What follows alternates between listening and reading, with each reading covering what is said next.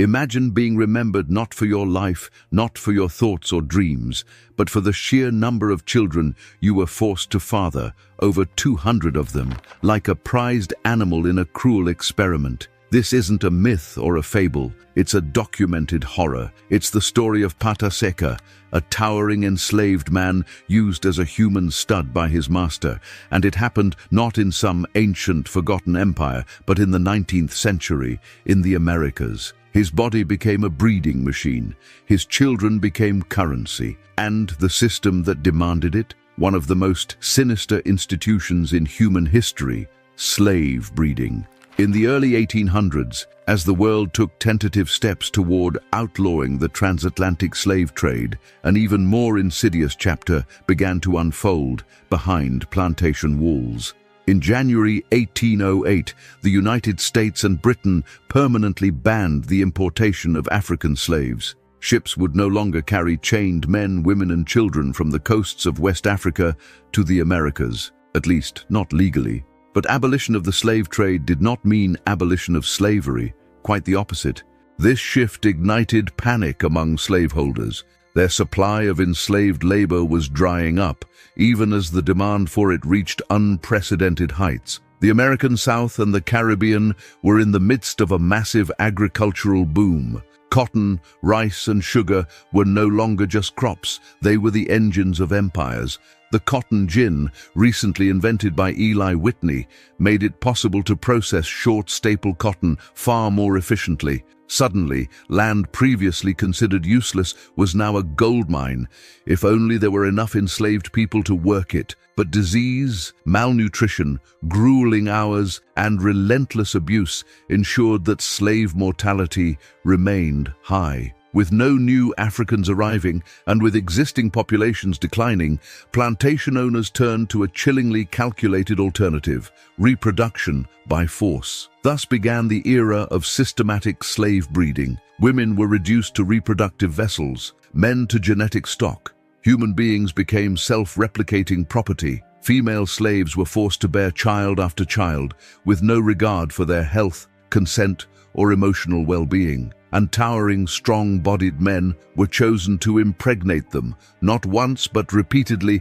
across dozens of women. This was not a fringe practice. It was mainstream, orchestrated, and deliberately cruel. This is the world that forged the legend of Pata Seca, also known as Patasa, or by his full name, José Florencio Pateca. He was an enslaved African born in Brazil, a country that would not abolish slavery until 1888, the last in the Western world to do so. But long before that, Pata Seca's fate was sealed. He was a giant of a man, 7 feet, 2 inches tall, with disproportionately long legs and huge hands and feet. Among the enslaved, he was nicknamed Pata Seca, meaning dry paw, perhaps a nod to his unusual build or a dark joke about his condition. But to his master, Francisco Duna Bueno, Pata Seca's body was a gold mine. Pata Seca was spared field labor. Instead, he was given unusual privileges for an enslaved person.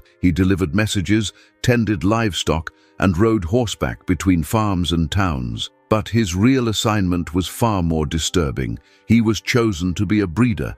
Slaveholders believed certain physical traits were hereditary. Tall, strong men were expected to sire similarly strong offspring. Light skin, angular faces, and specific body proportions were all considered desirable traits that could boost the value of a slave on the market. So men like Pata Seca were forced into sexual encounters with enslaved women, selected for breeding, sometimes daily. These were not intimate relationships. They were violent acts of institutionalized rape. Pata Seca had no choice. He was compelled to father child after child, each one born into bondage, each one counted not as family, but as capital. To plantation owners, these children were future laborers, future profit, future currency, and Pata Seca, he was no more than a cog in the reproductive machine. Today, it's estimated that around 30% of the modern population in the Santa Eudoxia district of São Carlos, Brazil,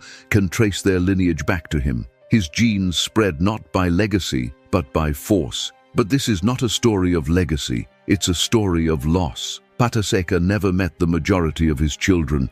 He never got to hold them, name them, raise them. They were taken from their mothers, often before they could walk. They were sold to distant plantations, separated from their siblings, and stripped of any familial identity. These children were doomed to live as tools, picking cotton under the scorching sun, cleaning houses for the very people who enslaved their parents, enduring beatings for minor infractions, and being denied education to ensure their obedience. Educating an enslaved child was considered dangerous. Knowledge could spark rebellion. And so, entire generations were kept ignorant on purpose, forced to grow up without literacy, hope, or the freedom to imagine a better life. The brutality these children endured was relentless. They were whipped, shackled, and humiliated. Their innocence was stolen, their emotions dismissed, their pain normalized. And all the while, Pata Seca remained a prisoner of flesh, treated as valuable livestock. His health was monitored. His food was better than that of the field slaves, not out of kindness, but to preserve his breeding potential. His entire worth was tied to his ability to reproduce. This system didn't just commodify people, it reprogrammed generations to see themselves as worthless. It destroyed families before they could begin. Yet Pata Seca endured, and when Brazil finally abolished slavery in 1888, his life changed. He was given a plot of land by his former master, perhaps out of guilt, perhaps out of gratitude for the hundreds of enslaved laborers Pata Seca had helped create. On that land, Pata Seca built something of his own. He married a woman named Palmyra, and together they raised 9 children, the only children he would ever truly know.